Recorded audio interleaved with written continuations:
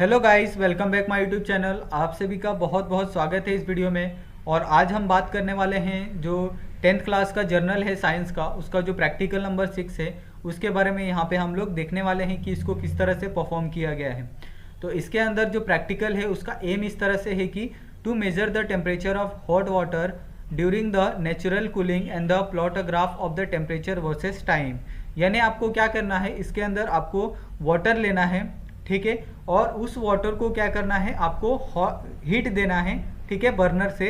और उसके अंदर क्या करना है, आपको टेम्परेचर को नोट करना है, ठीक है। तो यहाँ पे आपको दिख रहा है कि स्टैंड की मदद से जो थर्मामीटर है उसको पानी के अंदर डाला गया है और इसको हम लोग बीकर बोलते हैं, ठीक है, और इसको हम लोग क्या बोलते हैं, बर्नर बोलते हैं। और ये हमारा क्या है, थर्मोमीटर है, ठीक है। तो इसमें हमें क्या क्या चीज़ें लगने वाली हैं, अपैरेटस, ये हमने यहाँ पे पूरा देख लिया है।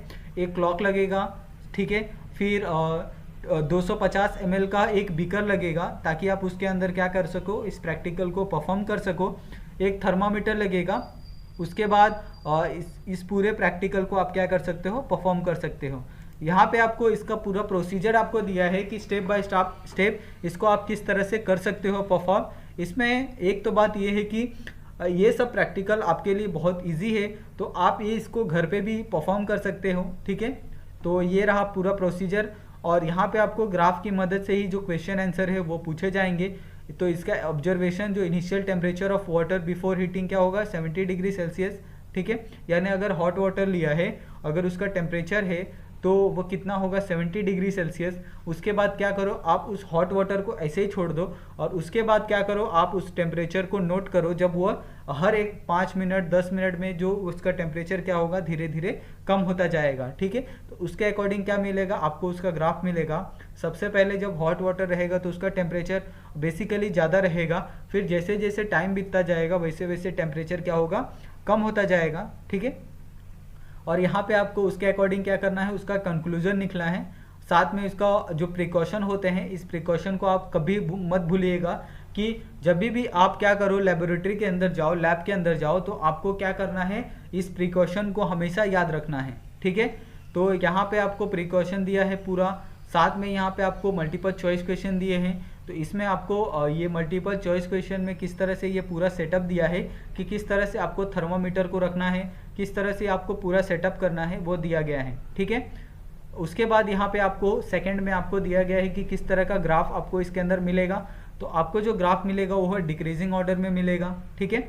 यानी पहले स्टार्टिंग में जो हॉट वाटर रहेगा उसका टेम्परेचर ज़्यादा रहेगा, उसके बाद जैसे जैसे टाइम बीतता जाएगा वैसे वैसे टेम्परेचर क्या होगा, नीचे आते जाएगा, ठीक है।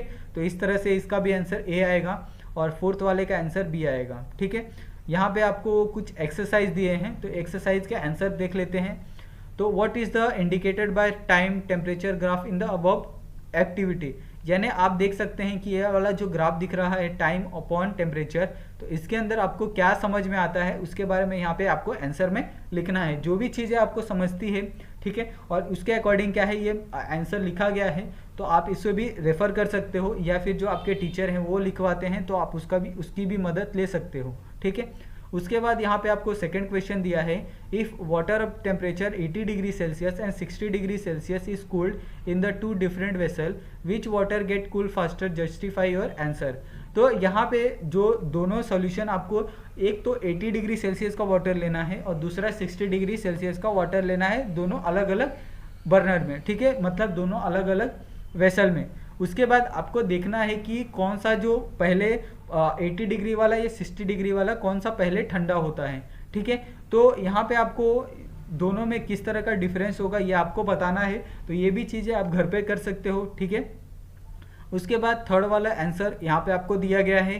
थर्ड वाले में आपको जो भी पूछा गया है यहाँ पे उसका आंसर यहाँ पे आपको प्रॉपर तरीके से लिखा गया है। साथ में यहाँ पे जो फोर्थ वाला है उसका भी आंसर यहाँ पे आपको लिख के दिया गया है। On which factor does cooling of the water depend, यानी कौन से जो फैक्टर होते हैं उसका कूलिंग डिपेंड होता है वाटर का। तो सबसे पहला होता है तो एटमॉस्फेयर एंड सराउंडिंग, ठीक है। तो एटमॉस्फेयर में जैसे जैसे टेम्परेचर कम होता है वैसे वैसे किसी भी चीज़ का क्या होता है, टेम्परेचर कम होते जाता है, ठीक है। तो ये एक मेन फैक्टर है, ठीक है। और क्लाइमेट का टेम्परेचर ये भी एक मेन फैक्टर है आपका जो वाटर का टेम्परेचर है वो कम करने के लिए। तो इस तरह से ये प्रैक्टिकल पूरा यहाँ पे ख़त्म हो जाता है। तो इसमें अगर ये प्रैक्टिकल में आपको किसी तरह की कोई डाउट हो तो आप हमें बेझिझक कमेंट कर सकते हैं या फिर हमें इंस्टाग्राम पे मैसेज कर सकते हैं, ठीक है। और आपसे मेरा एक निवेदन है, प्लीज़ हमारे चैनल को सब्सक्राइब कर लीजिए और बेल आइकन को भी दबा दीजिए ताकि कोई भी अगर नया वीडियो आए तो आपको तुरंत मिले, ठीक है। उसके बाद मेरा ये भी कहना है कि प्लीज़ आप अपने इसको दोस्तों के साथ भी शेयर करें ताकि वो भी अपना प्रैक्टिकल बुक कंप्लीट कर लें, ठीक है। तो फिर से आप सभी का एक बार बहुत बहुत धन्यवाद इस वीडियो को देखने के लिए। मिलते हैं एक नए वीडियो में।